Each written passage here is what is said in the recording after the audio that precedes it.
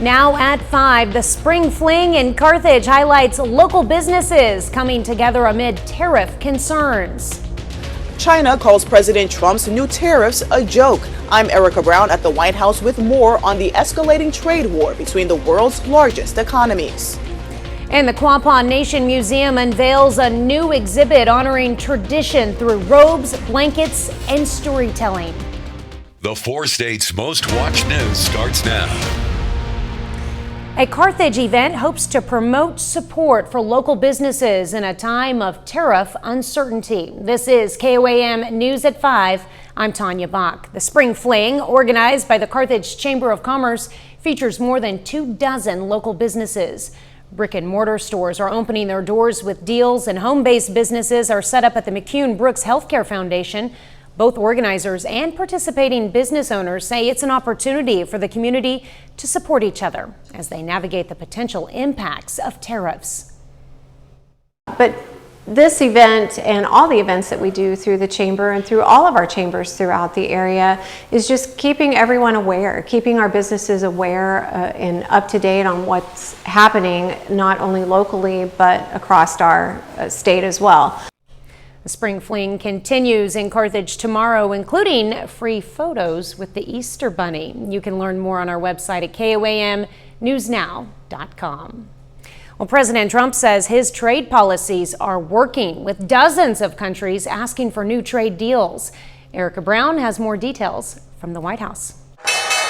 Markets are rebounding at the end of a tumultuous week on Wall Street, with President Trump's tariffs sending stocks on a wild ride. The president posted on social media saying, "We are doing really well on our tariff policy. Very exciting for America and the world. It is moving along quickly."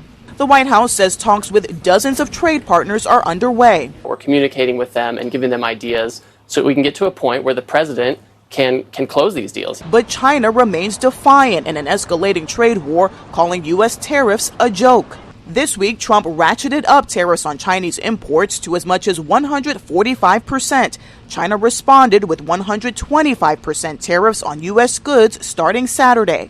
If China continues to retaliate, it's not good for China. The United States of America is the strongest, best economy in the world. President Trump has said he's waiting for Chinese President Xi Jinping's call to negotiate. But some U.S. business owners are questioning how long they can wait. So is he waiting for China to make the first move here? I'm not going to comment on communications that are happening or may not be happening, or either way. We'll leave it to our national security team to get these discussions underway. Sarah Wells imports more than 10,000 bags a year from China. She says the 145% tariff could devastate her business built around new moms. Might as well be 1,000%. It's just insurmountable for small businesses. I mean, I can't do that. That exceeds the cost of the manufactured product. Friday, China slammed Trump's trade policy, saying it violates basic economic laws and common sense. Erica Brown, CBS News, the White House. The White House says trade negotiators are working around the clock on 15 new trade deals. Well, Chief Meteorologist Doug Hetty joins us now with a first look at weather. Yeah, it's turned out to be a fantastic Friday for us today. Cooler than what we've seen over the past couple days, but no complaints. It's still nice, just a little bit below normal.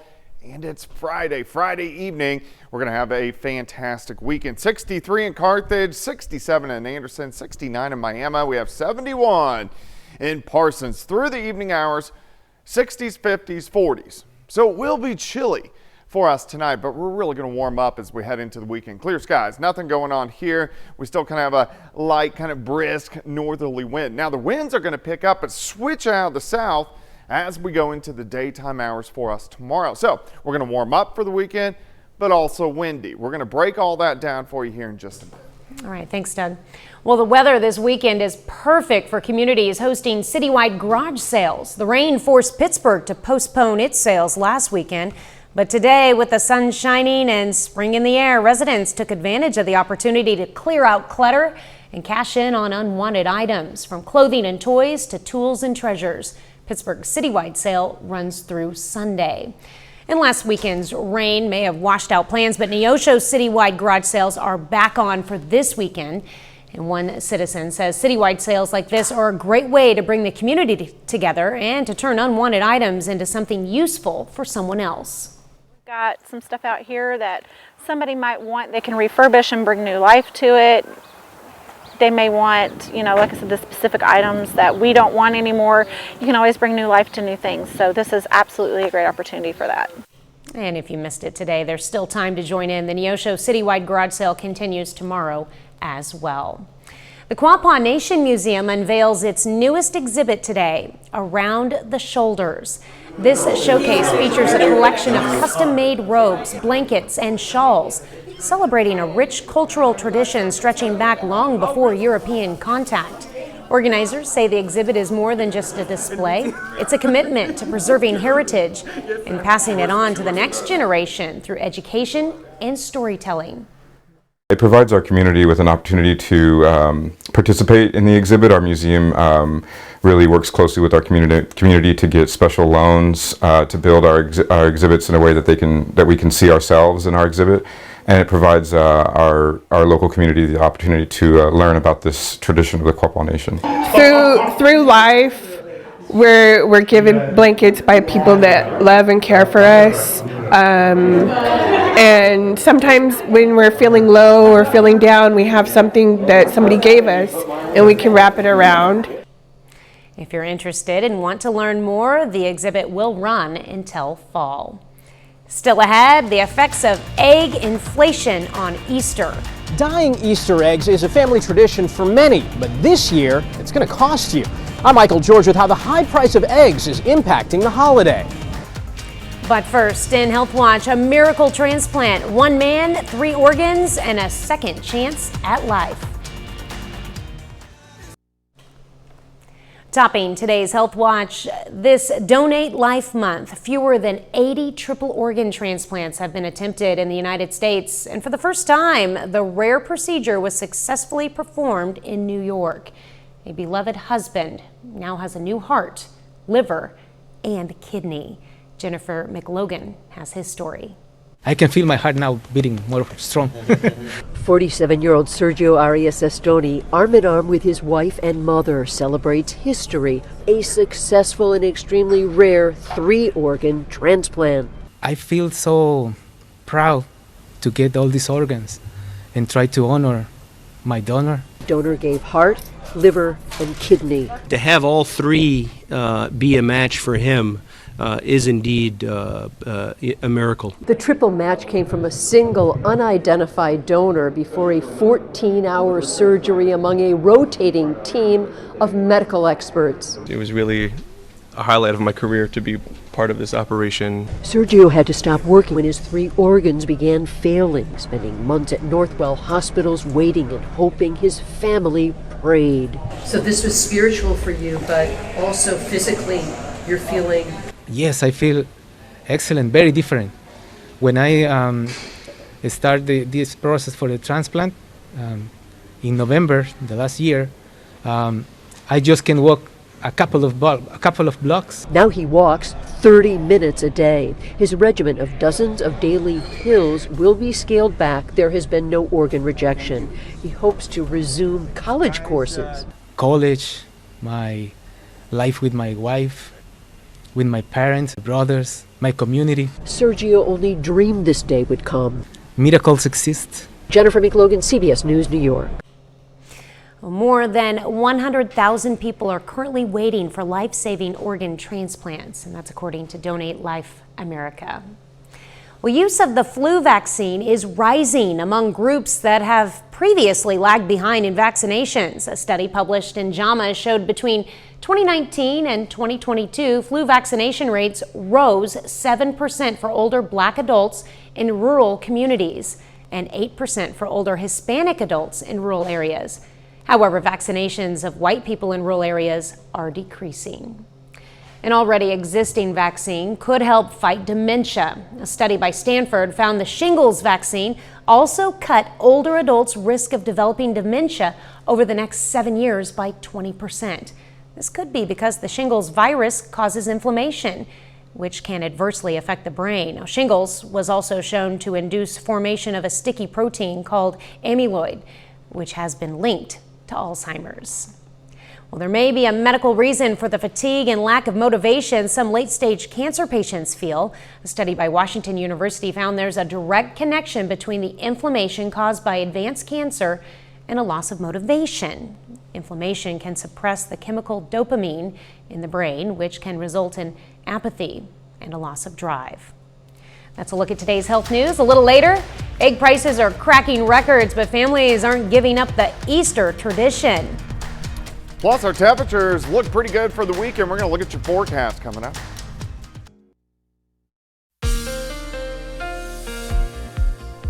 Well, of course, it turned out to be a great Friday for us today. Temperatures fantastic across the region, just a smidge below where we should be for this time of the year, but really no complaints. It's Friday, it's sunny, it's springtime. We're going to warm up for the weekend as well. Nice shot of downtown Joplin looking off toward the north and to the east. Through the evening, slip back through the 60s, 50s, 40s. It is going to be kind of chilly once again tonight, but still not bad. 62 in Stockton, 66 Bella Vista. We have 70 in Veneta. Chanute checking in at 70 degrees. Kind of breezy for us today, but the winds are going to calm down just a bit tonight, and they get moving once again tomorrow out of the south. So we're going to have winds gusting 25 upwards to 30 at times as we go through the daytime hours tomorrow. But look at this, by Sunday, they start to push 40 during the afternoon. So it does get windy. In return, we are going to warm up. So the big question is, where's your trash can going to go? Well, with this kind of situation, it's kind of tipped over nearby, but of course something you may want to secure as we go through the next couple days. So by morning, we're going to have southerly winds kind of 5 to 15. But during the afternoon, gusts 25 to 30. And then on Sunday, we'll have those gusts near 40 miles per hour. Pretty much clear skies. Not a whole bunch going on here. Some showers, thunderstorms, eastern third of the country. Next storm system, not really going to affect us. It will drop a cold front through. But besides that, ahead of it, we look pretty good as we go through the next couple days. Let's walk through your weekend. Winds shift out of the southeast by morning, but chilly, lower 40s above that frost level. As we go through the morning hours, quick warm up, upper 60s by noon, most of us mid 70s, 73 in Lamar, Bella Vista, 74, 75 degrees in a lot of spots. So temperatures great on Saturday. Saturday night, a couple little clouds skirting through, but look at this, mild night, good fire pit weather. We're only going to drop back to about 60 by Sunday morning, and then Sunday, big warm up as we should go into lower 80s during the afternoon. Now cold front slides through Sunday night, so the winds switch out of the north, and then we cool back down just a bit as we go into Monday. Great grilling weekend, though, if you want to break the grill out. It is going to be a little bit windy, so watch fires, but 80s moving in on Sunday. Great weekend because last weekend it was cloudy, it was rainy. We had highs in the lower 40s. All right, so by Sunday afternoon into Monday, that front drops through, so kind of lower 60s on Monday. Monday and Tuesday, a little bit colder than what we're going to see over the weekend. Mid 60s on Tuesday. Once we get to Wednesday, we'll get some chances for showers and thunderstorms kind of back in the forecast. Some of these could be low grade severe still several days away, so we'll keep our eyes on that. Some thunderstorm chances as well on Thursday. I think our bigger severe threat is about 12 days away, 12, 13 days away. That's when things really get moving for us. 75 tomorrow, 82 Sunday, 65 on Monday, 67 by Tuesday. All right. Well, I mean, got a kind of a little bit of a fluctuation in temperatures there, but I'm looking forward to this weekend. Yeah. If we could get rid of the wind. Yeah, that's hard to do in the spring months. Yeah. I got to do a lot of yard work this weekend. I do too, tons. Looking forward to the dry weather. All right, thanks, Doug. Well, it may have been rained out last week, but not today. Here's a live look from this year's kickoff to the Food Truck Friday Festival in Grove, Oklahoma. In addition to food trucks serving up the best eats around, there's also a car show and cruise night featuring rides from every generation. Now this evening's live music features the Eddie Vallon Band. I've heard them, they're great. The trucks will be serving food until 9 tonight. Still to come, Food Truck Fridays are back in Carthage too, kicking it off in Central Park. We'll take you there. 0231 0400. KOAM News Now is an equal opportunity employer. Topping today's Consumer Watch, egg prices reached a record high in March, right before the biggest egg holiday of the year, Easter. Michael George shows us how holiday traditions may look a little different this year. Every time Gwendolyn Sanders buys eggs, she gets sticker shock. It has skyrocketed, and I think that's ridiculous. The average cost of a dozen eggs hit a record $6.23 in March. And increased demand for the holiday means prices may not decline until after Easter. Like a lot of moms, Sanders planned to dye Easter eggs with her 4-year-old daughter, Brooklyn. But this year, she says, they may scale it down. We're going to keep it limited to probably a half a dozen. This tradition matters. Joe Enns is CEO of Signature Brands, maker of Pa's Easter egg dyeing and decorating kits. A company survey found despite egg prices, 94% of families who typically decorate them still plan to do it this Easter. While not ideal, it's going to cost a little bit more. It's still only about 40 cents per egg. And so people realize that it's still one of the more affordable things you can do with your kids. Some creative and cheaper alternatives are spreading on social media, like decorating potatoes or marshmallows. The main reason people aren't giving up on coloring eggs, making holiday memories. How rare right now do you have an event that you can do with your children where everybody wants to put away their screens and just sit at the kitchen table and get messy together? It's something that I had when I was smaller, so I'm not going to let like a price kind of diminish a tradition. One that for many is still worth every penny. Michael George, CBS News, New York. Now, according to Wallet Hub, Americans typically buy 180 million eggs every Easter. Well, some top chocolatiers are putting their skills to the test for the Easter season. Close to 36 chefs in Belgium crafted these massive chocolate eggs, some standing nearly 2 feet tall, and they're stealing the spotlight at a hotel in Brussels. Their work was inspired by the Art Deco movement, a style that blends nature, curves, and industrial materials. One chef added a futuristic flair with a remote-controlled laser in his masterful creation. We have a very thin layer of white chocolate, which actually is a little bit translucent, and that makes that the laser comes through, and we can project from the inside of the egg, and we can see it through the cutouts. All of the pieces on display are up for grabs and valued at more than $700, money that will benefit a local hospital. Now, the extraordinary exhibition runs through Easter. I had to say it, sorry. Well, final check of the forecast is next. And acted as a Marine Corps liaison for the Army, we are proud to salute Jim Walker, a 4-state hero. Up next on the CBS Evening News, we meet a DACA recipient who, having lost all hope on a pathway to citizenship, has now chosen to self-deport. And then on KOAM News at 6, how tariff concerns inspired Carthage small business owners to launch a weekend shopping event. Plus a warning to those looking to get in their first float of the year.